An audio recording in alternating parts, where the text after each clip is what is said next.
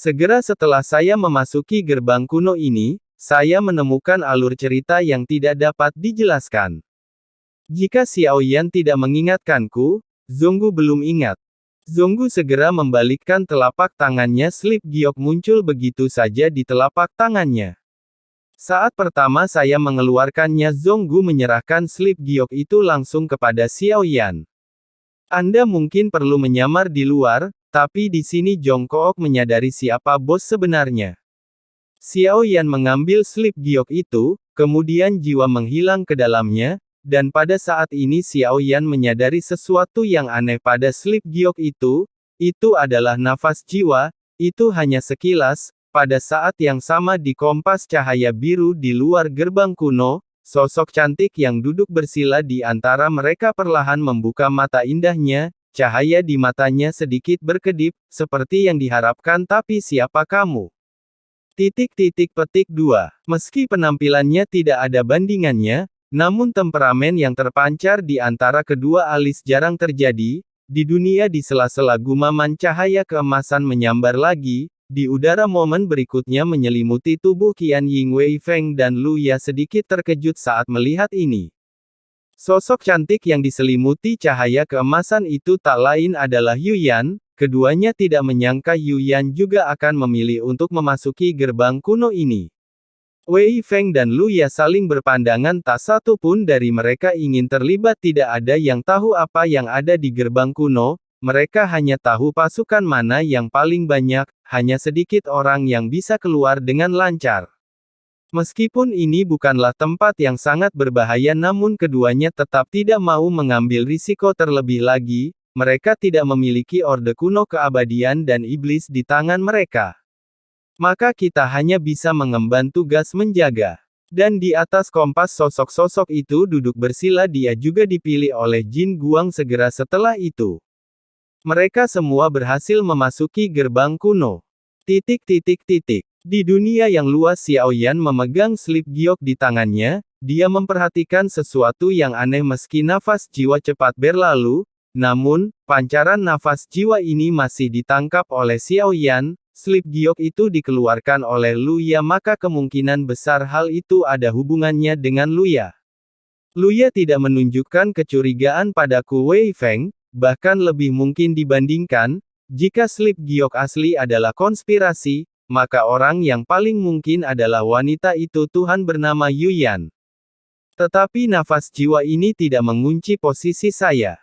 Bahkan hanya untuk menyegel slip giok ini, namun kali ini ada beberapa kesalahan perhitungan. Bagaimanapun, Zonggu harus pergi dan memeriksa slip gioknya. Dan sekarang ini lalu aku khawatir aku tidak bisa menyembunyikan identitasku. Xiaoyan menarik napas dingin. Memikirkan perilaku aneh Yuyan sebelumnya, kecurigaannya adalah yang terbesar. Jika begitu, Yuyan mungkin telah mengetahui Xiaoyan sejak berada di alam iblis Halloween, tapi dia tidak mengungkapkannya. Pasti ada alasannya. Mungkinkah wanita ini punya rencana lain untukku? Mengetahui identitas saya, itu karena kamu tahu aku datang ke sini. Itukah sebabnya aku tidak sengaja mengungkapkannya? Xiaoyan mempunyai beberapa perhitungan dalam pikirannya. Tapi yang terakhir ini sangat kuat, jauh di atasnya. Meski tebakan Xiaoyan benar, jika dia benar-benar ingin berkomplot melawan Xiaoyan, jadi saat ini, Xiaoyan sudah memasuki permainan.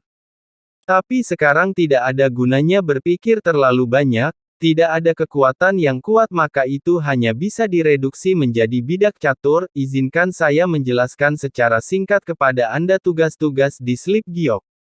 Sebanyak 3 orang perlu dibunuh. Ambil harta karun, Zidian, Yindian, Wudian. Bunuh tuan dari 3 istana, rebut harta karun, bernama Pilar Tianjun, gumam Xiaoyan. Informasi ini sangat sulit untuk diucapkan, dan bahkan lebih tidak mengerti lagi. Hanya ada pesan teks sederhana di slip giok, tidak cukup spesifik. Saya tidak menyangka akan sama dengan rumor yang beredar.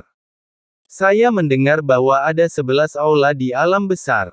Terbagi menjadi Didianzi, Yin, Chen, Wu, Shen dan suku Tiandian A, B, E, Wu, Geng, Ren, dan 11 aula ini juga merupakan peringkat garis keturunan klan Cimi. Istana bawah tanah berada di urutan kedua dipimpin oleh Tiandian. Istana surgawi adalah tempat garis keturunan inti klan Cimi berada.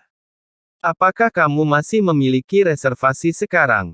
Zonggu banyak bicara. Xiao Yan sedikit mengernyit setelah mendengar ini. Saya tidak menyangka klan Cimi menjadi begitu kacau. Namun ada hierarki yang ketat di dunia kita. Tanpa basa-basi ayo berangkat. Tidak menutup kemungkinan beberapa rekan kita akan mendapat tugas yang sama. Xiao Yan melihat ke kejauhan segera berkata. Mereka bertiga mengangguk. Itu semua tergantung pengaturan Xiao Yan, hanya saja sekarang kami belum punya petanya bagaimana memilih jalan ke depan. Long Biao tiba-tiba berkata pada saat ini, sepertinya ini memang sebuah masalah dan pada saat ini Jin Dongming mendatangi tubuh pria berjubah putih, mencari tubuhnya untuk sementara waktu. Dia benar-benar menemukan gulungan kulit di lengan jubahnya. Kemudian buka gulungan kulitnya meski tidak terlalu jelas tapi itu memang sebuah peta. Xiao Yan hanya mencari najis sebelumnya saya melihat gulungan kulit diserahkan oleh Jin Dongming. Alis Xiao Yan terangkat, pikiran klan Cimi benar-benar tidak bisa dinilai dengan akal sehat. Biasanya, barang-barang seperti itu akan ditempatkan di dalam ring untuk disimpan. Namun orang ini justru sebaliknya, dia menaruhnya dengan santai di lengan baju dan jubahnya.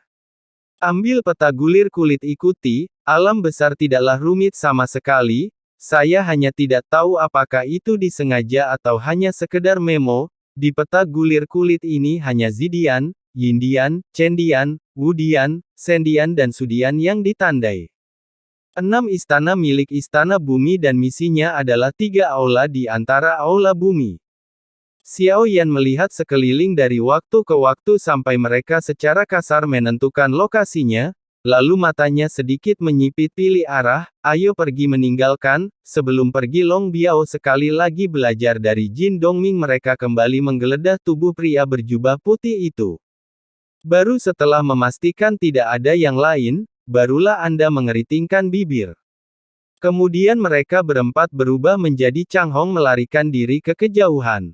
Meski tidak ada larangan terbang di dunia yang bertentangan dengan langit, tapi itu membatasi ketinggian setelah dipromosikan menjadi Baizang, tidak bisa naik lebih jauh lagi dan tidak lama setelah keempat orang itu terbang, tubuh pria berjubah putih tergeletak tak bergerak di tanah. Lubang darah di dadanya sembuh dengan kecepatan yang menghancurkan, segera kelopak matanya bergerak sedikit sesaat kemudian dia berdiri. Dia dibangkitkan. Xiao Yan pasti akan terkejut jika melihat adegan ini, meski tidak hancur namun jiwanya hancur. Tidak ada kemungkinan kebangkitan sama sekali, tapi dia dibangkitkan begitu saja dan gulungan kulit yang awalnya diambil oleh Xiao Yan bersatu kembali di tangannya, kemudian dia dimasukkan ke dalam jubah berlengan oleh pria berjubah putih. Setelah itu, dia berdiri tak bergerak di tempat terpencil ini.